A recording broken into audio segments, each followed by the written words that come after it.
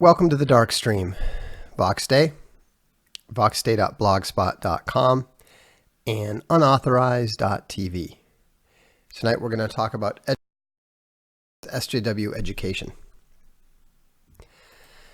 So it's been a busy, the heck is that? Oh, there we go. Should get that out of the way. A bunch of old pictures. Unimaginative Bear says, feels good to be a part of the unauthorized. It does indeed, and thanks to all the unauthorized for making August the best month that we have had yet. Record subscribers, record view time, record viewers and plays and so forth. So it's really good. You know, it's really progressing very, very nicely.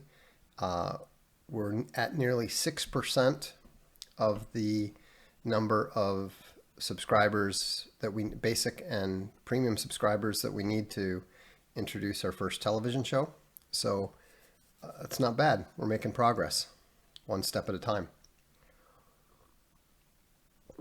Lionshare Logo says 222 just cuz.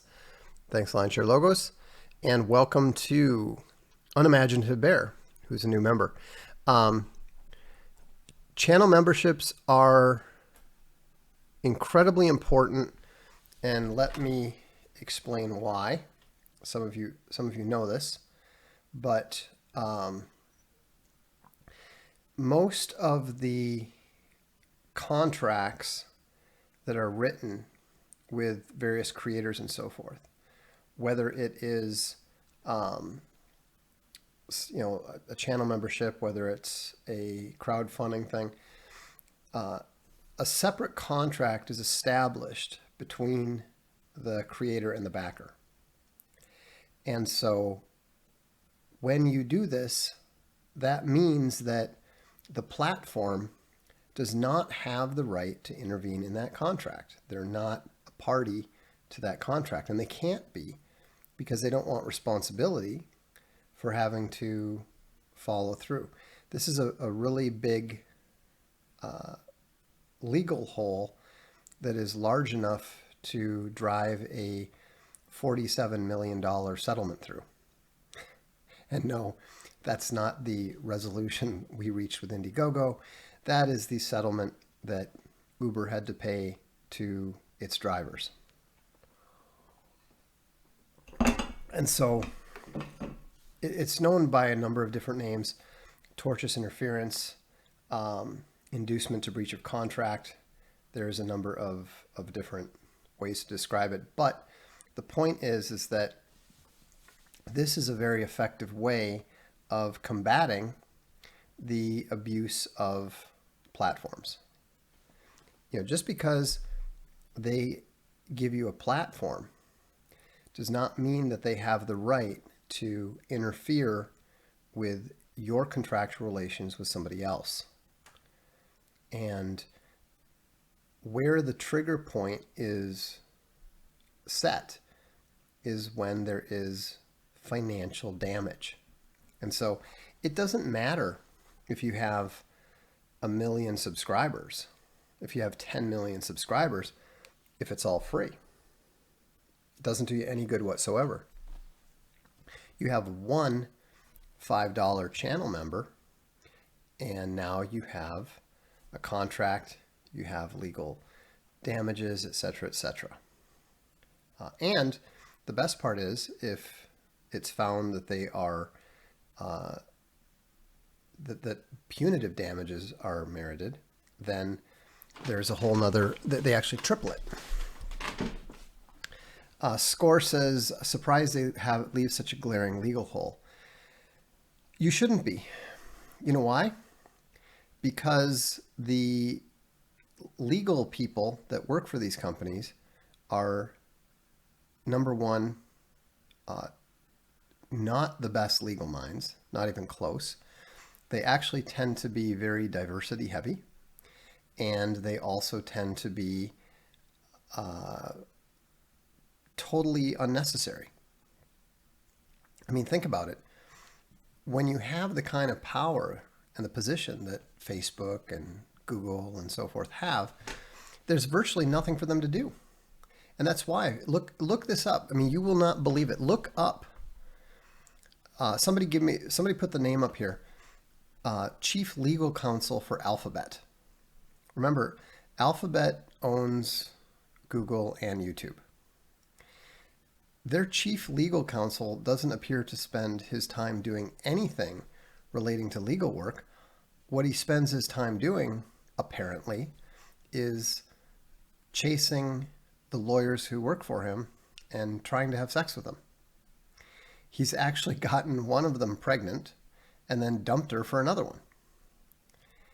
I mean, it's really remarkable. And so if you read the terms of use that they write, you can see David Drummond. That's it. Look up David Drummond and read about his behavior and the way he does his job. Does that strike you as a brilliantly incisive legal mind to fear? These people don't even do their jobs. And so, we already had a direct encounter with what is one of Silicon Valley's best law firms.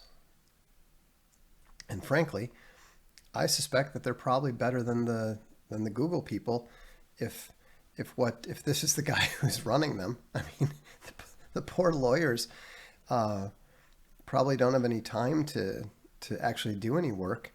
You get the feeling that if you're trying to call them up and schedule a meeting, they're like talking on hushed tones. I can't talk any louder. He might be outside the door. When the head of the entire legal department is spending all of his time running around trying to mount the other lawyers, how much legal work can they do? I mean, it's just,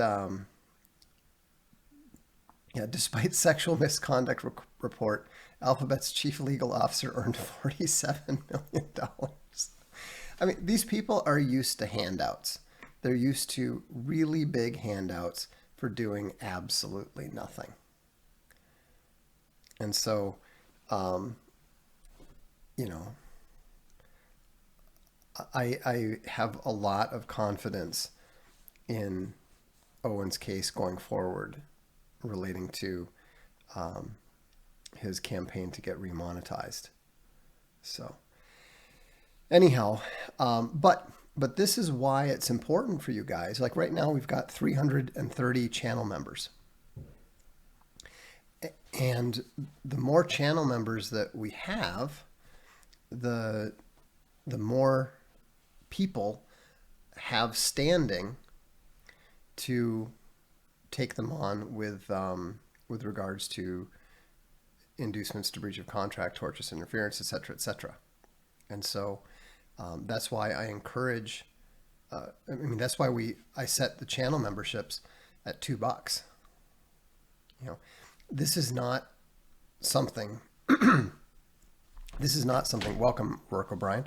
This is not something that I consider to be a primary way to attempt to raise revenue. That's unauthorized. That's why we're always saying subscribe to unauthorized TV, et cetera, et cetera. But from a tactical perspective, where were you knows what it's about. He says, I can't wait for the chance to file my $250 arbitration fee.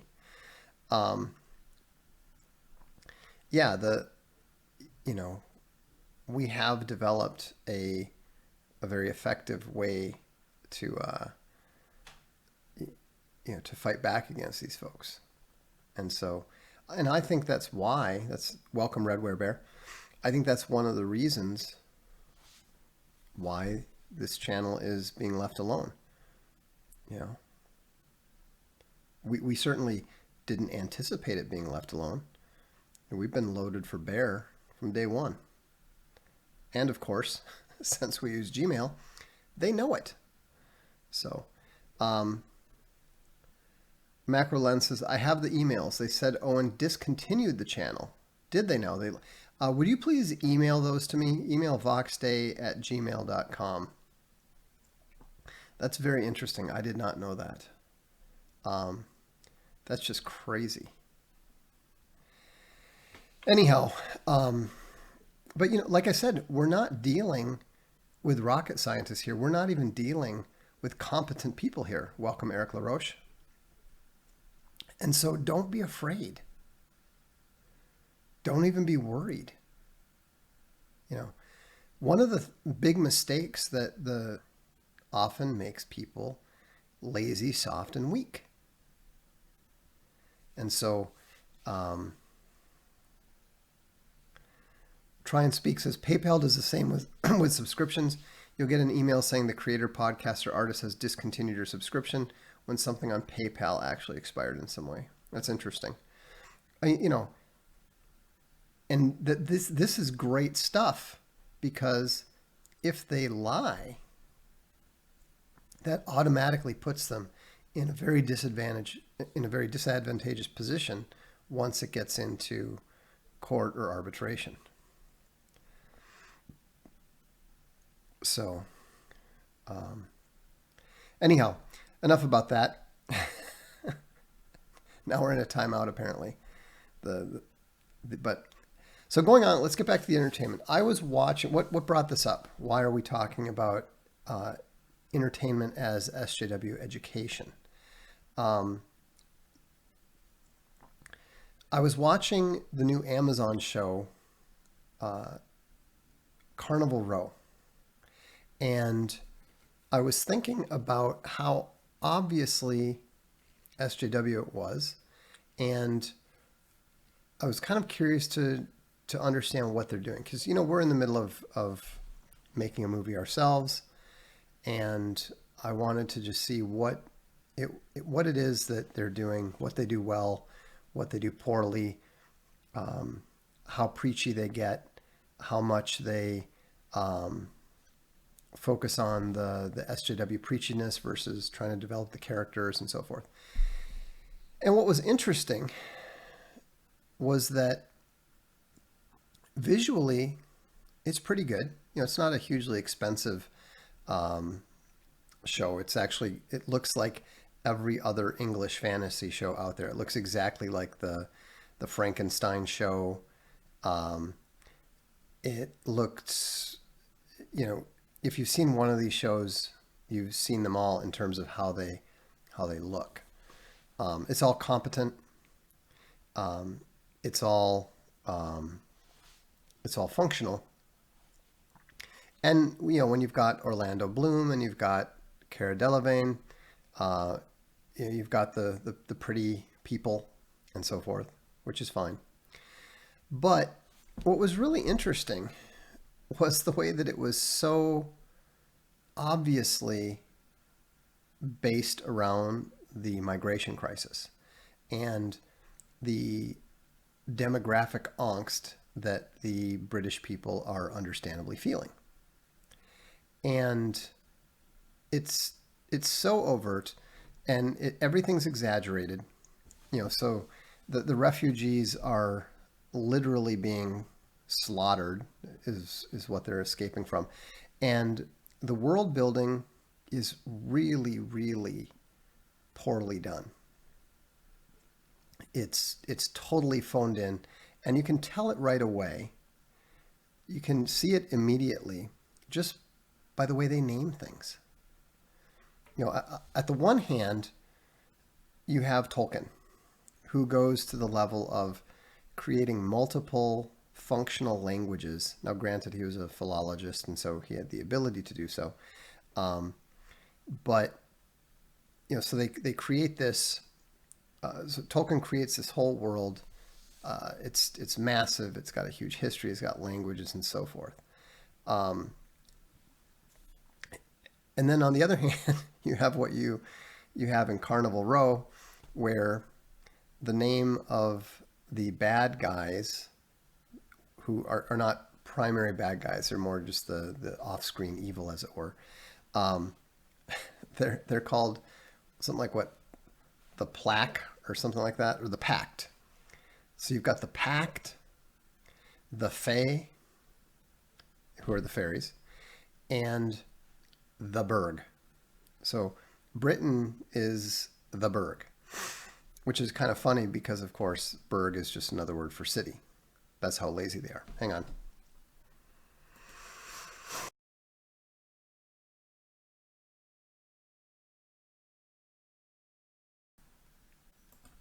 Sorry about that. I had to sneeze.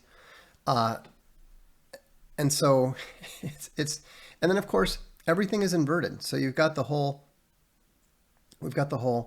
uh, poor refugees who are under threat, and it's partly the fault.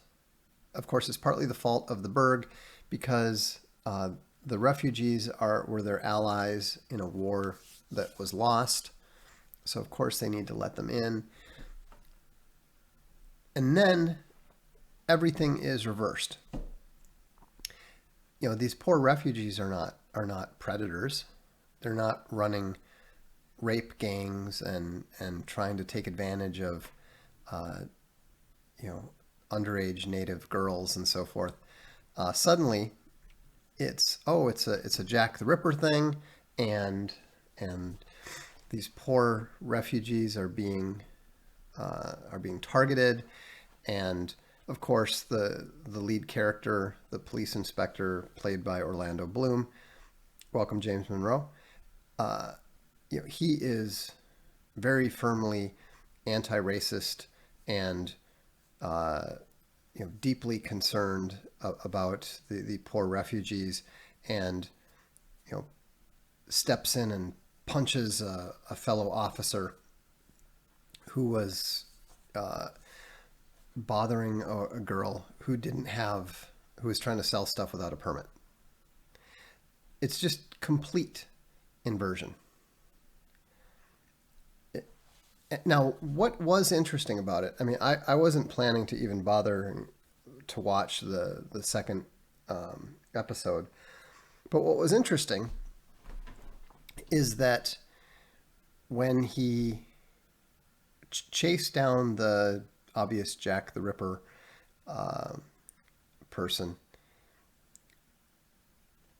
he explains that something very, very bad has been brought over by these various refugees and so forth. And then, of course, you've got this situation where this young aristocratic native woman is all excited because a very wealthy new neighbor is moving in, and she's thinking that maybe it's a chance to get in and find a wealthy husband. And then, lo and behold, it turns out to be a black guy who's one of the sheep people. You know, which was kind of fun. And the thing that is so bad about this stuff is that it's so predictable. Now, I don't know. The reason I'm willing to watch the second episode is because they are hinting at a subversion of the subversion. Now, I suspect that they're only doing this in order to keep the whole thing from just becoming utterly and totally and boringly predictable. The X-Files did it really, really well once. There was an episode about snake handlers, and the way they made the whole thing look was that the sort of mainstream Episcopalian or Presbyterian or whatever, you know, Joe tolerant preacher, whatever, was the good guy, and then that the evangelical snake handlers were evil.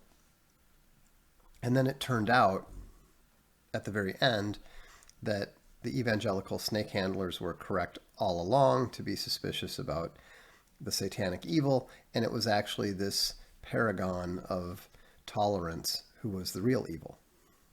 You know, so every now and then you get somebody like a Chris Carter who's willing to subvert the subversion, because it makes for a better story. So what was this? What was originally... Squiffy Bear said it was originally a movie script and sold for 1.2 million. Are you talking about Carnival Row? Or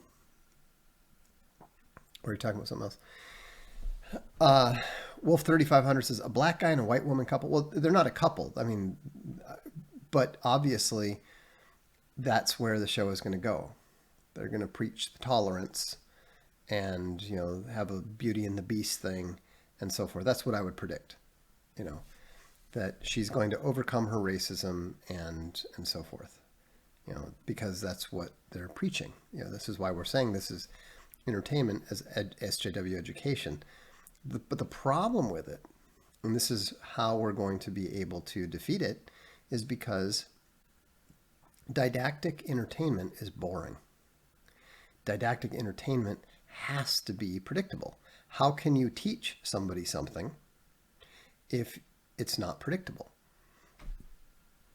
When you're teaching somebody something, you need them to be able to repeat it back by rote.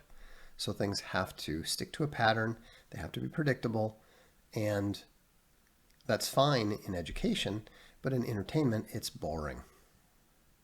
You know, and I mean, this show is already pretty boring. It's not, like I said, it had that one moment of interest in the entire show. And so it's and no, I don't, obviously, I don't subscribe to either Amazon or Netflix. I do not choose to support or patronize those things, but I have to, you know, if you're going to compete with people, what do you got to do? You got to know your enemy. Sun Tzu 101. And so, you know, I'm just trying to pay attention and learn and understand this stuff. Nick Bear says, read the Alt Hero Volume 1 Omnibus last night.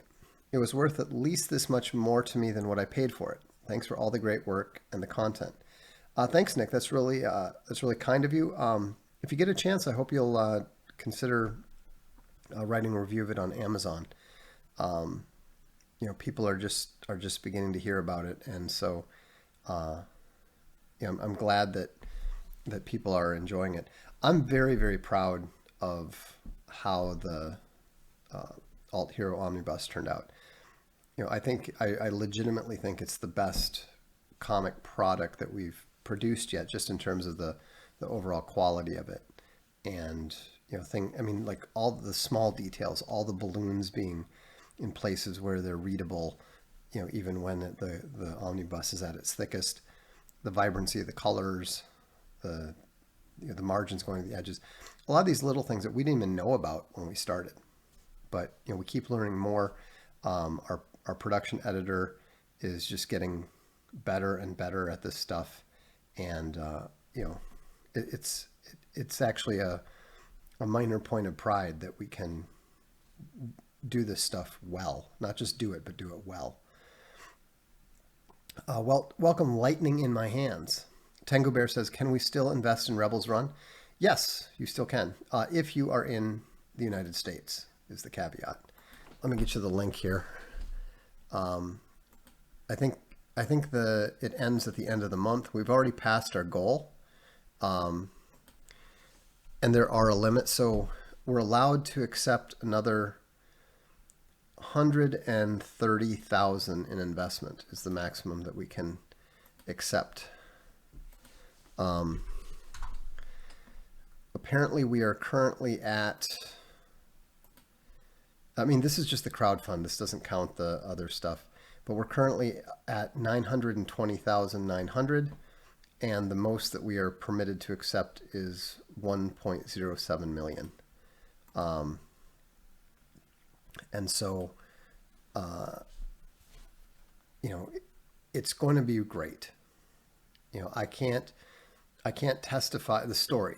I can't testify for how the visuals are going to be. I don't know that area. I don't pretend to know anything about it, and it's not my responsibility. But we have a good director.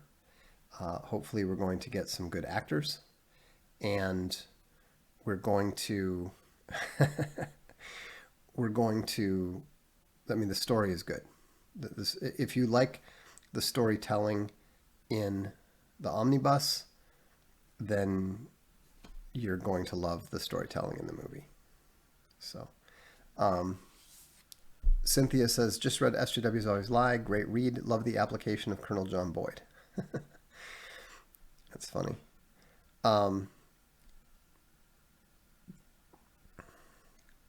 Jake Ham says, I just red pilled a coworker. He's oblivious to politics, but I pointed out that all fiction TV is black man good, white man bad, or globo homo. Now he comes in every day telling me what he saw supporting my claim. Yeah, it's just ridiculous. It's just absolutely ridiculous. But and some people have said, well, aren't you just doing what they're doing? I mean, you have a female protagonist and that sort of stuff. No. Have some confidence in Chuck and me. We are not SJWs. Chuck is more than a master storyteller. He's a legend. And I'm not too bad at coming up with a story myself. Keep in mind, all of the stuff in Alt Hero Volume 1, I wrote all of that. Avalon is what Chuck wrote. And so, you can compare the two when the Avalon Omnibus comes out before the end of the year. Punk Bear says, hi, Box. I enjoy your streams. Good, I'm glad. I'm first and foremost a bear, and I'm here mostly to support Friends of Owen. Fair enough. Always happy to have the bears, but I very much understand they are Owen's fans, not mine. He says, you are very intelligent and always find a way to explain things in a way I hadn't thought of. Uhuru. It's kind of interesting because I actually think of Owen as being able to explain things much better than I can. I explain things in dialectic, and he has this gift for cutting to the chase and explaining them in a much more succinct and rhetorical manner. I can't remember what it was that he said yesterday, but I was describing something, and he said, oh, so... And then he literally described the whole thing in 6 words. I just started laughing. I was like, I don't know why I don't just have you do all the talking for me every day. So, anyhow, question from Ecosphere Bear. Avalon is the same universe as Alt Hero? Yes, it is. Somebody said, when is Alt Hero Volume 2 going to start? Well, do you want to see a page from the next Alt Hero? I might be able to arrange for that if you're interested. But I have to warn you, it's an expansion of the universe. It's not what you're expecting. Let's see here.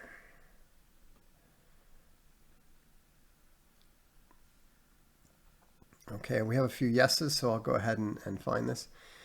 So remember, Alt Hero is very large in scale. It's wide in scope. And so we're not just telling the 2 stories, as it were, but we're creating the whole thing, right? So the name of, let me show you the original cover for it. I think this is the original cover.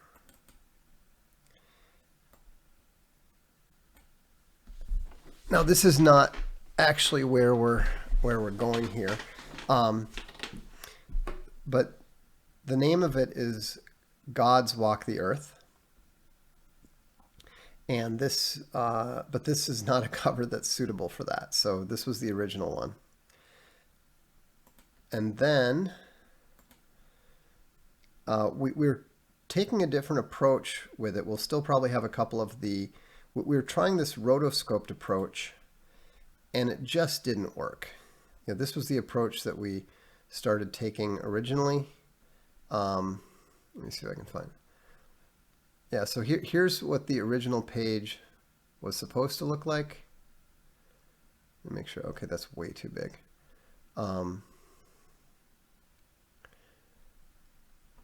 Okay, hopefully this is not going to crash the whole thing. It's a giant file.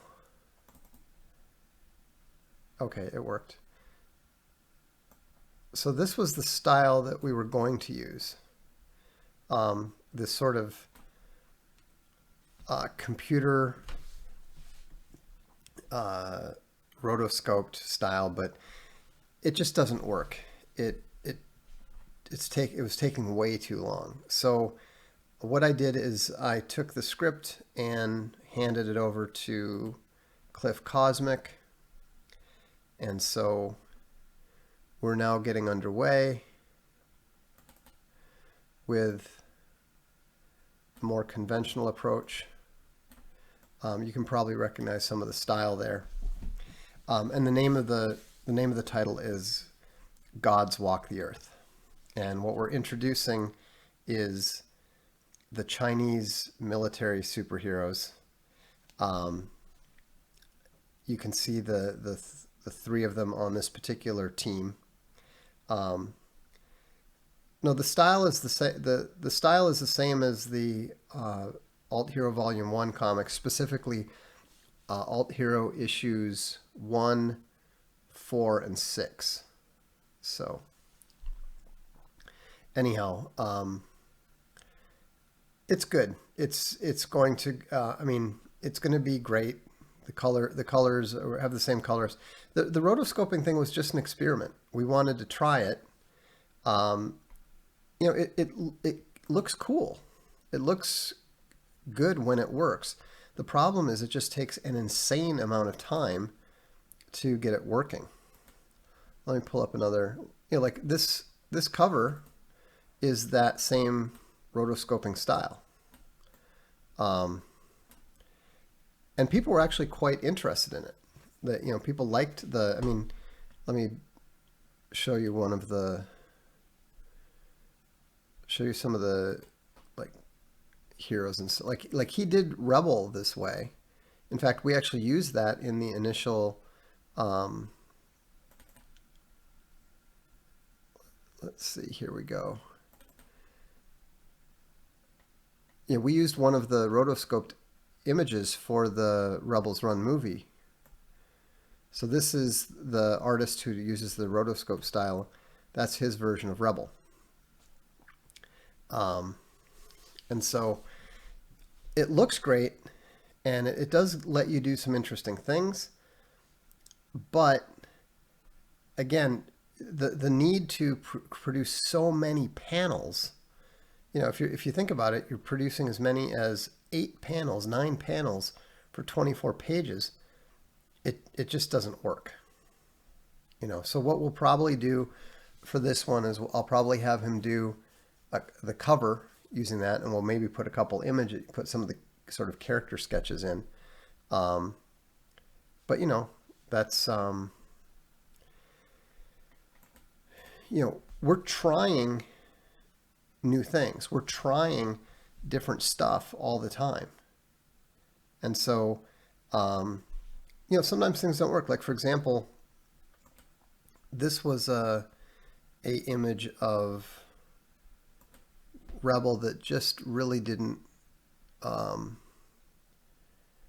me see if I have that here. Sometimes stuff works, sometimes it just doesn't work. And this was kind of iconic. Oh, this one, for example. That doesn't work, in my opinion. It just, it's a little bit too cartoonish in a way that just doesn't suit the character very well. I tend to prefer the version that the version that we have more often in the comic, or here's the Rebels Run one that we did. This turned out really well. I thought that this worked much better for the movie. It's the same character. It's the same, Sonic the Hedgehog, like a little bit, yeah. And so the thing is that we try these different things, but you just never know. Like, for example, here, let me give you another 2 examples. Different artists, same character, different effect. So, like in this case, the rotoscoping just really doesn't capture dynamique at all, in my opinion. I mean, it's a funny image. I think it's hilarious, but that just doesn't work. I mean, Captain Europa looks too young and goofy there, and dynamique looks a bit too old and ridden hard and put away wet. We never did that one. We never bothered releasing that one. On the other hand, again with the rotoscoping, this was actually, I think, a pretty effective cover had we wanted to use it for dynamique.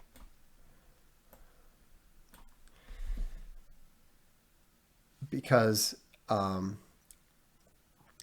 it's got the cigarette thing that is that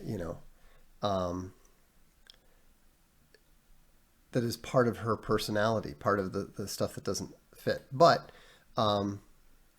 and then here's another one that is not a typical one, but we used it. Those of you who have read the but see, that is exactly the same one. Remember, this is the rotoscope version. So that's exactly the same model that you saw before. And so, it's just from a different angle. And the composition and stuff works.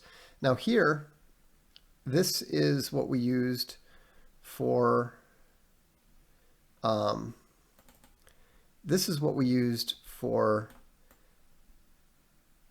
the cover of the magazine.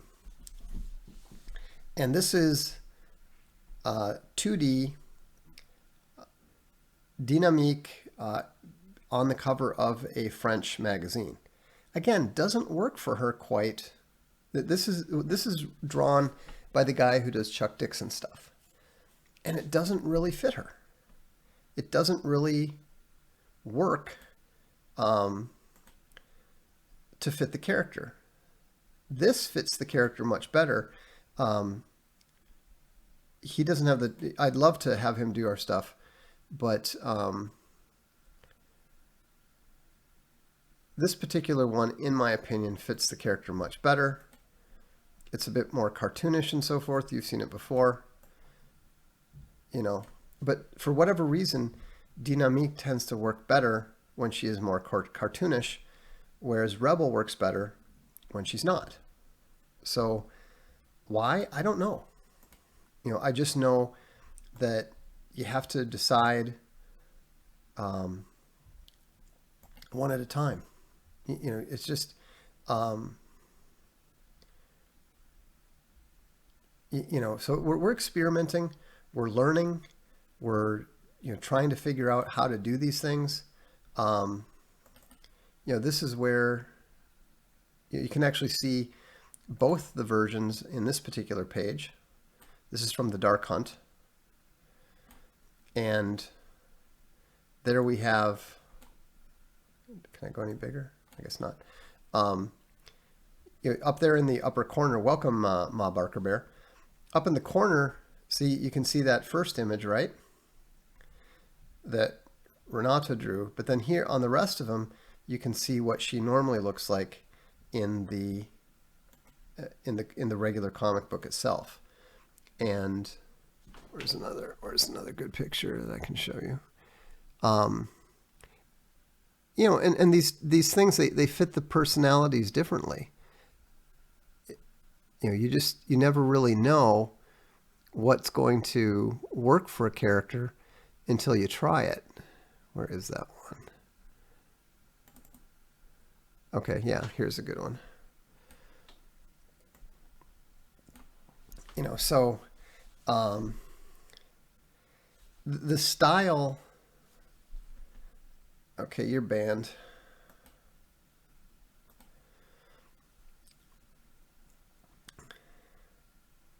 The style has to fit the character and it has to fit the story. And so, you know, that's why, for whatever reason, Dynamique works better when she's more cartoonish, and Rebel works a little better when she's a little more serious. Why? Don't know. Yeah, I know about The Boys. I'm actually interested in checking it out. I like the premise. I think the premise is actually kind of interesting. And so, you know, in the interest of learning how this stuff works, I'll check it out. So, and also, you know, for those gammas who are still trying to stir up trouble, we know perfectly well when you're trying to stir up nonsense, and all these people are trying to claim, I only subscribed to unauthorized because I thought you'd be streaming there. The funny thing is that those people never have accounts. You know, if you don't want to subscribe, don't. You know, if you're disappointed with the hours and hours of content that get added there every single day, then absolutely go ahead and cancel your account. It's very easy. Log in, change account status. It's 3 clicks. So when you're coming on here to try to ask about it and make claims about it, we know perfectly well that you're not a subscriber. Slapweasel says, I want to yell about something I have no investment in. That's what gammas do. They do it constantly. I mean, you would be amazed at the kind of stuff that people try to complain about, especially when they have no involvement with it whatsoever. Tango Bear says, I signed up for unauthorized because I like Owen, and you offer all his streams free. That's worth a monthly mammon toss. That's exactly what we hope for. That's exactly what we want. Can we update payment method? Yes. You just gotta log into the dashboard, which unfortunately I think they're improving your user experience, which appears to have rendered it impossible to access your dashboard. But you can do so just by let me see here. I know how to do this. I think it's just unauthorized TV/login or something. Yeah, that's it. Bingo. No, maybe not. Maybe it's... Yeah, there we go. You just go to unauthorized, you log in and go to unauthorized TV/dashboard or login, and that's it. Do it. You can do whatever you need to do there. Change your payments, cancel your account, upgrade your subscription, whatever you want. Zach McCracken says, they find bugs in the application. Oh, exactly. They love to claim that they're helping you by finding bugs and then telling everybody about it publicly. That's not helping. I mean, you have to be socially damaged to think that you're helping anybody that way. Carolyn Eichler said, those are very sexual. I did not expect such a thing. Why not? We're doing comics in the classic form. It's the SJWs who are trying to make all of the women ugly and all of the men feeble, and turn everyone, into either transgender or gay or something like that. We are directly combating that by providing what people actually like about comics. So, we're not trying to lecture people. We're trying to tell great stories in the traditional formats. So,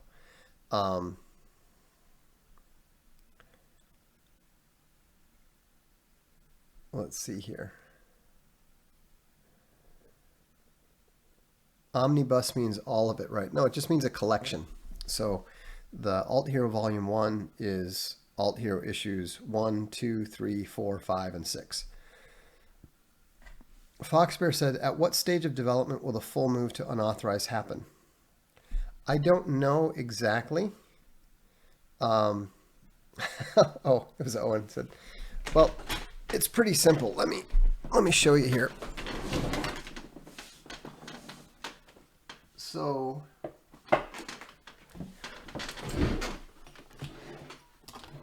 let's see.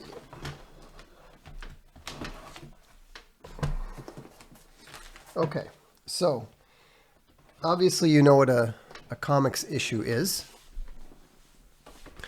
A comics issue, so we have Alt Hero Volume 1, Crackdown, Alt Hero Volume 2, Rebel Cell, Alt Hero Volume 3, Reprisal, 4, The War in Paris, 5, London Calling, and 6, The Dark Hunt. So you can buy these. They're all for sale.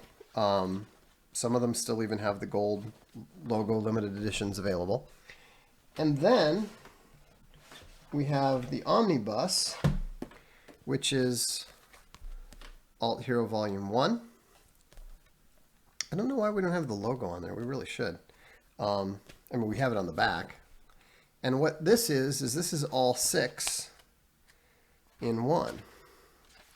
So you can see that it's got the covers of the solos, plus it's got the credits and so forth. And then we actually added a few character sketches just because we had some pages to fill. So for example, okay, this must be the old, yeah, this is the old one. But we have some like black and white character sketches and so forth. So this is what's an omnibus, right? So yeah, the omnibus typically is what people want to collect and so forth. So anyhow, well, we're working on it, and actually I'm a little disappointed to realize that was the one thing we left out, which is the Archaven logo right there. But we will rectify that the next time around, or maybe we'll do another printing. Who knows? All right, let's do the. Did you? Dick Seldomhard says, Vox, did you ever imagine you would be selling comics? No, absolutely not. Welcome, Hermit Bear. And I never thought we would be doing movies. Now I'm actually not going to be surprised if we end up doing TV. One step at a time. One step at a time. So, Super Chats. Where are we here? That's not where we are. It's amazing how bad the new Google interface is. I always go back to the classic, and they're like, why are you going back to the classic? Because the other option sucks. That's why. This is not difficult. Okay, so, where are we? Okay. Marie Golay says, Chris P. eats gummy bears. Hi, Chris. All right. Could heaven be the way Dante wrote it, 9 spheres? It could be, but the chances that it is are, I would say, very, very slim to non-existent. Texas Hula Bear says, finally had some time to catch a live stream. Thanks for all you do and have been enjoying Unauthorized since I joined day one. Well, you are as unauthorized as it gets then, clearly. Thanks for your support, and glad you could make the live stream. Do you think God foresaw Lucifer's fall? No, I am not. I am not an omnideragist. I don't believe that God chooses to know everything. And I don't think that there are any claims in the Bible that indicate that God is actually omniscient the way that most people think. In fact, I think it pretty conclusively proves quite the opposite. But we'll do a whole stream on that sometime if you guys like. As a non-denominational Christian, what do you think of the veneration of icons in the Orthodox Church? I am skeptical of it. Happy labor. God bless. Likewise. Was he adopted by Philip Drummond? I don't remember him. I don't think so. Legionnaire Bear has some news. Unauthorized does work with Google Chromecast. I asked about it yesterday and I figured it out. Just wanted to let everyone know. Peace be upon the reprehensibles and Vox. Legionnaire Bear, if you don't mind, please email me, voxday@gmail.com. Email me however you need to set it up, and I'll put up a post on the blog. Maybe we'll put something up on the site just to let people know. Satoshi Bear sends in $5, as is his evening habit. Thank you. And Tony Drulard says, after corporate cancer, how about Sun Tzu versus SJW? That would be a very short book. I don't think I'll do that. I've got lots of other stuff I have to write. Durlex said, Lex, aren't you just, it's about the content, not the gift wrap, not that complicated. Exactly. We're going to keep working on improving stuff. I'll get to this in a minute, but, we're not just talking about getting things working that people are asking for. We're looking at doing things that are much more based on creating whole new infrastructures and so forth. So we're not just sitting around doing nothing, as you'll see soon when Social Galactic launches. Duralex said, Lex, ridden hard and put away wet. I'll take things I never expected Vox to say for 500, Alex. That's actually an expression I picked up from Space Bunny, so I'll throw her under the bus on that one. I think she would laugh to know that I had picked it up. It's really not in my cultural milieu, to be honest. Line Share Logo says, it feels as if we are at the forefront of a great movement here with Unauthorized. Who's to say how many lives will be improved? So thrilled and humbled to be a part of such an awesome undertaking and dedicated warriors.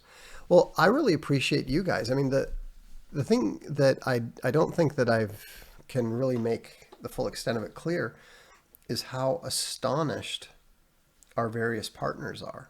It doesn't matter whether you're talking about somebody running a venue where Owen's doing a show, whether it's a tech company with whom we're working.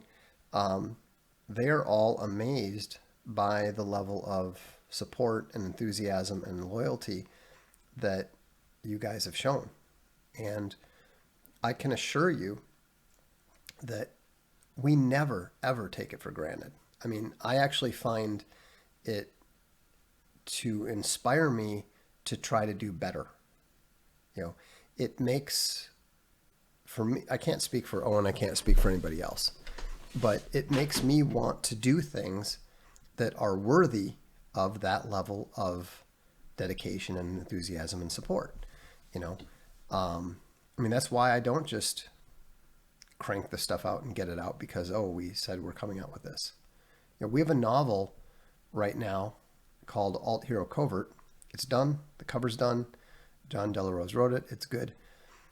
We haven't released it yet because I want to do another round of editing on it to bring it to a higher level that I think will be more pleasing and also more consistent with the other stuff that's being written by Chuck Dixon and by me and so forth. We never just get stuff done to get it done and throw it out there. That's not what we do. I mean, one of the mistakes I made as a game producer is that I used to say, "Oh, this is good enough. Let's keep moving on, keep the momentum going." And in retrospect, I regret that. I think that's one reason why our games were fairly mediocre. They were good. Design-wise, they were pretty good. John Romero himself told me that I was a really good designer. But he also told me I was pretty much a crap producer, and he was right. So I'm trying to learn not to do that. Not just in games, but in comics. Even with this stuff, I'm always looking at how can I improve it? How can we improve the lighting? How can we improve the sound? So Lionshare Logos asks, if you were Napoleon, how would you have gone about winning the Peninsular War, strategically, politically, etc.? Again, thank you for all the thought and hard work you're pouring into the various projects.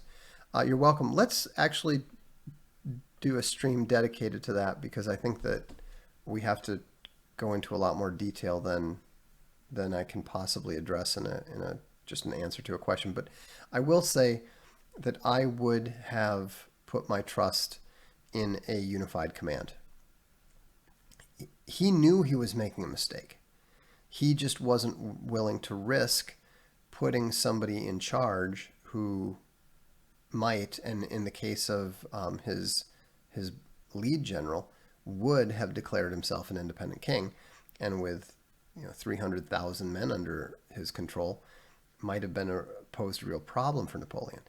But what Napoleon didn't realize is that he was creating much bigger problems for himself by running the risk of losing all of Spain, losing Portugal, etc., etc.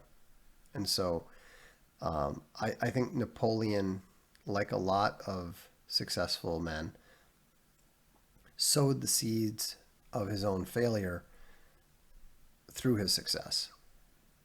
He needed to develop better lieutenants, and he needed to put more trust in them, and he just wasn't willing to do so. And I think that more than anything else was his fatal mistake.